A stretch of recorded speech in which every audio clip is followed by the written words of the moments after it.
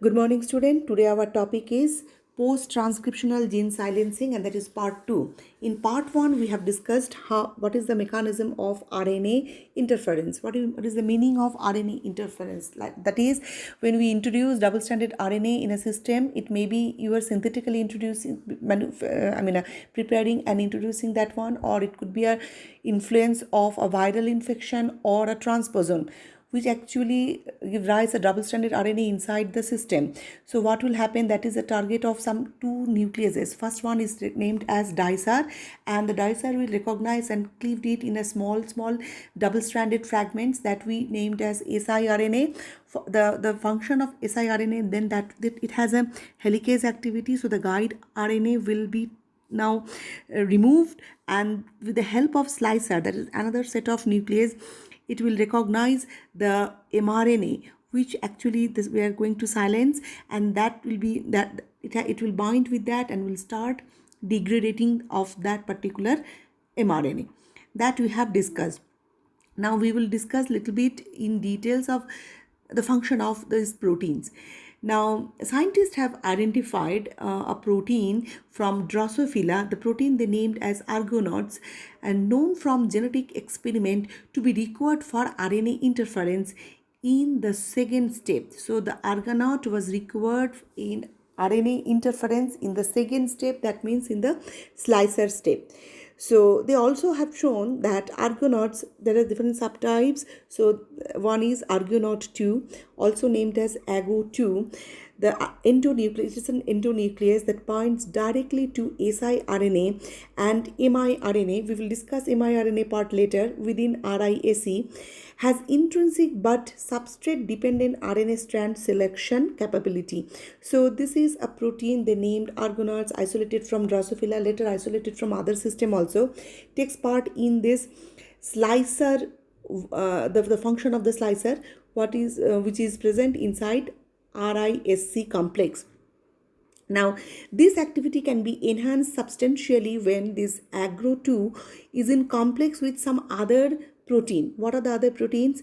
One is endonuclease dicer and the double strand RNA binding protein, trans activation response RNA binding protein, or protein activator of PKR.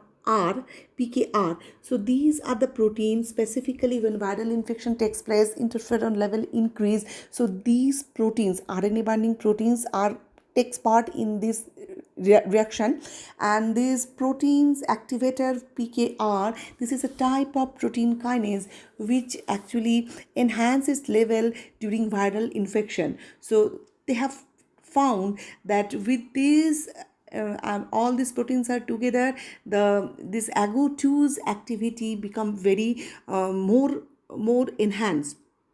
So and then the extent to which human dicer double-stranded RNA binding protein complex contribute to strand selection is dictated by the specific duplex parameters such as thermodynamics, 5' nucleotide identity, and the structure. So there are multiple sensors ensure guide strand selection in human RNA interference pathway. Now, with this all knowledge, we can make a summary of this thing. What is RNA interference? RNA interference occurs when a cell encounters double-strand RNA from a virus, transposon, or transgene. Trigger double-stranded RNA is degraded into 21 to 23 nucleotide. In some book, you may find 25 nucleotide with 3' overhanged fragment, which we named as Si by an RNase 3-like enzyme we call dicer. Now the guide strand of siRNA base pair with the target mRNA in the active site of PIWI domain of AGO2. Now come to this point, AGO2 or Argonauts protein, which is a part of slicer. Now this we will discuss a little bit later. AGO2, that means the the dicer has the RNase 3 activity. Now the slicer, that means the Argonauts or the AGO2 is an RNase H-like enzyme known as a slicer. Slicer cleaves the target mRNA in middle of the region of its base pairing with Si.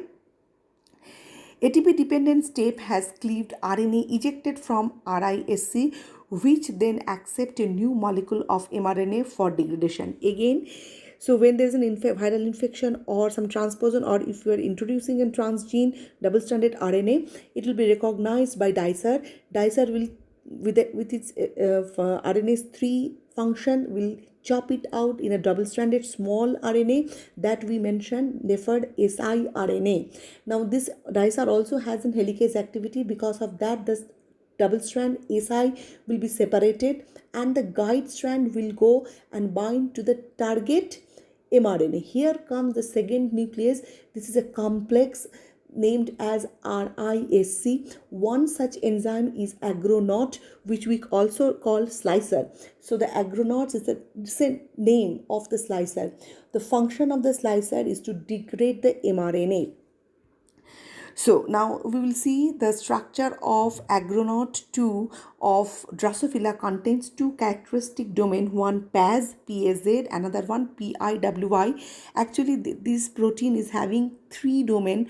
One is, see the middle domain, this is the structure of the Drosophila agronaut 2.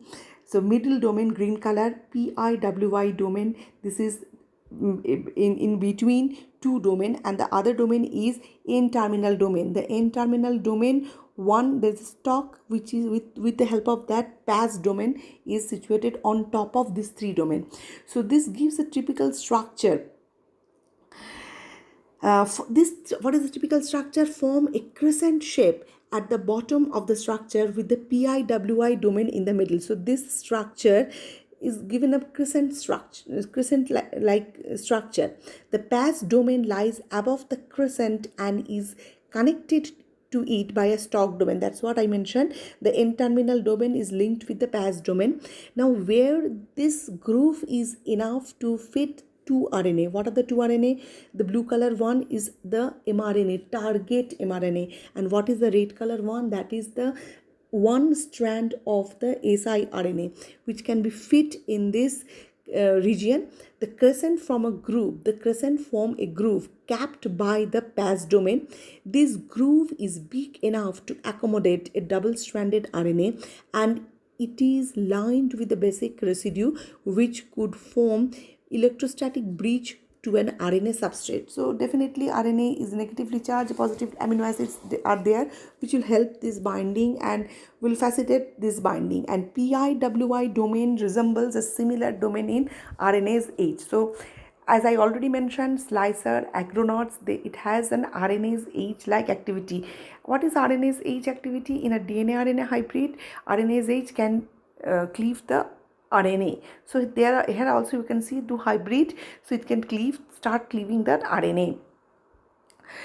Now one more thing we will study here, that is amplification of siRNA. So we mentioned the small amount of double-stranded RNA also can it is non-stoichiometric and it can destroy the whole target mRNA. How it is possible?